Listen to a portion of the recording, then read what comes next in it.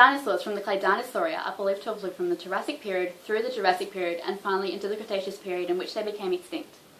With the lack of any living specimens, scientists have had to go with fossils to develop an image of these creatures. In 2009, Fucheng, Zhang, Stuart, Kearns, and a team of fellow scientists viewed what was supposedly a dinosaur's fossilized feather-like filaments to investigate the fossil's ultrastructure, therefore verifying if they were in fact feathers, and if so, do they hold any resemblance to modern-day avian feathers. Zhang and team viewed samples from 3 different dinosaurs that were either avian or non-avian. These consisted of an early bird, a non-avian theropod, and lastly another non-avian dinosaur believed to have been feathered. From the first specimen, around 300 samples in a range of sizes from 300 to 3 mm squared were removed with needles from the outside edges of the specimen. Following this, the second specimen sample was obtained by removing a small flake from the base of the animal's tail, as denoted by the arrow. A scalpel was then used to remove small samples from the ventral side of the flake. Lastly, small samples were taken from the areas of the final sample as shown in Figure 4a. Once the samples were obtained, double-sided carbon tape was used to attach the specimens to pin stubs. They were then placed into an Genesis scanning electron microscope. Energy dispersive X-ray microanalysis was then used to find the composition of the specimens. The colour found in modern-day feathers is caused partly by melanosomes. These are organelles within pigment cells.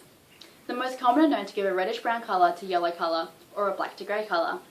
They were found in all 3 samples and were at the same time refuted as being replacement bacteria formed during breakdown of the animal. As these melanosomes are not only found in modern-day feathers, but were also arranged in a very similar way, this shows a resemblance between the fossils and modern-day feathers. Furthermore, this disregarded prior arguments of the fossils being degraded dermal collagen fibres used to strengthen the skin. These melanosomes can be distinguished by shape as either spherical or elongate with a rounded end. Therefore, the team was able to show the likely colour of these dinosaurs. In summary, the original paper by Zhang and his team of fellow scientists showed firstly that the bodies viewed using scanning electron microscopy were in fact melanosomes, not bacteria, from which we could build an idea of their colour.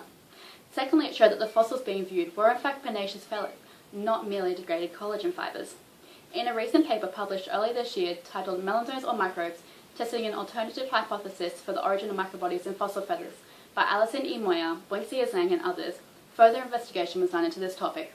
Using scanning electron microscopy and transition electron microscopy, the team found that the bodies viewed using transition electron microscopy may not just be melanosomes but also caused by microbial overgrowth. They also took into account recent research showing that heat and pressure, which fossils would be exposed to, altered their shape and distribution. Therefore, the results from the original study by Zhang and team, in conjunction with more modern research, would have great implications for further understanding of this extinct species.